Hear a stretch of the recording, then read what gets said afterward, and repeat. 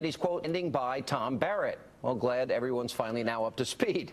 But this, of course, is not the first time that Bill Clinton has publicly undermined Team Obama. After all, it was just last week that he appeared on television praising Republican presidential candidate Mitt Romney. Take a look.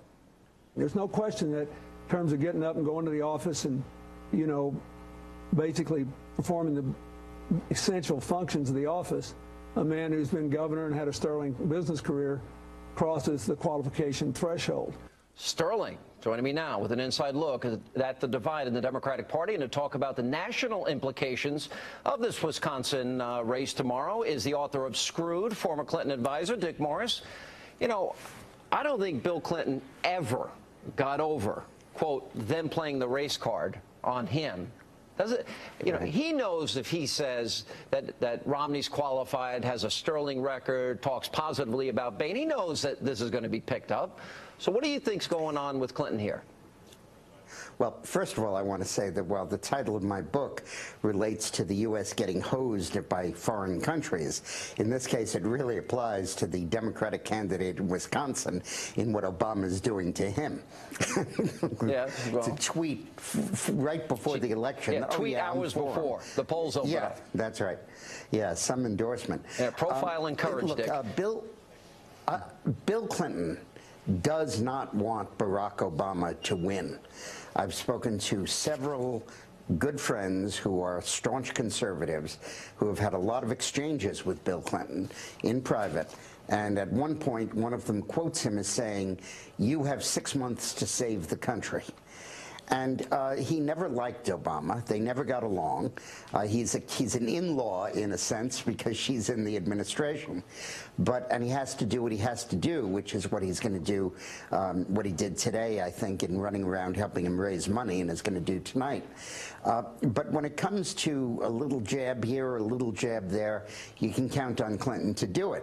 And this wasn't such a little jab. This was throwing Obama under the bus.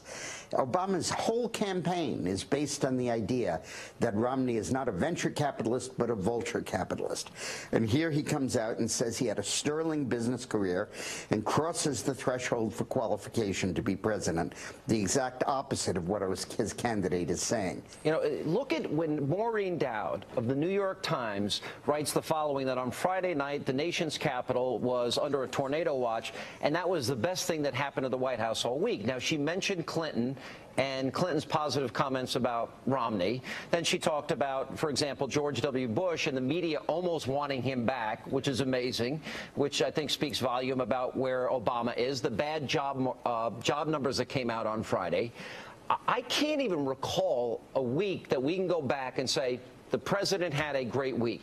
The president's campaign is on message. The president is resonating. The polls are moving in his direction.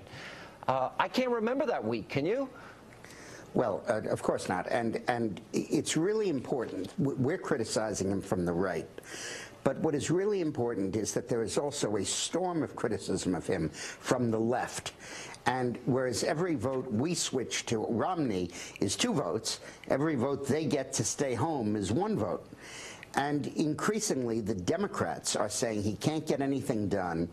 He can't come through Congress. He's too weak in facing Congress. He compromises too much. He's too uninvolved, which was Dowd's point. And Gitmo's open, and he took a long time to withdraw the troops. Right, let me ask you, still in Afghanistan. A lot of left criticisms of Obama. All right, let's look at, now when I see this video, we go back to the beginning of this recall. Now, Ed Rendell, former governor of Pennsylvania, said, you know what, this was a mistake by going forward with this recall. The unions are there en masse. They've spent millions and millions and millions of dollars. People are seeing this. If this doesn't work out for the unions and the Democrats tomorrow, what does this mean for 2012? Oh, it's a disaster for Obama.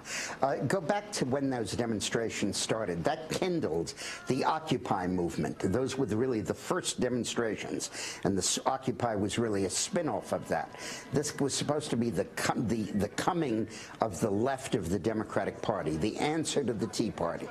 And here they run in a state where Obama carried it by 15 points.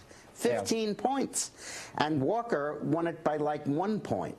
and now he's going to win that recall probably by several points. And it clearly shows that Wisconsin is probably going to go Republican, as are many of these swing states. But there's a more important thing. This is D-Day for education in the United States. We've tried everything else. You need school choice to get away from tenure and to get from merit pay for teachers. And Scott Walker advanced this program. Now, if he's recalled, no governor in America is going to touch it again. But if he wins this recall, it's a green light for the most fundamental kind of reform at the state and local government levels. The real candidates in this are our school children. All right, David, well, appreciate it. Dick Morris. David Limbaugh is coming up, best-selling author. He unveils his brand-new book and why he believes that the president has become, quote, the great destroyer.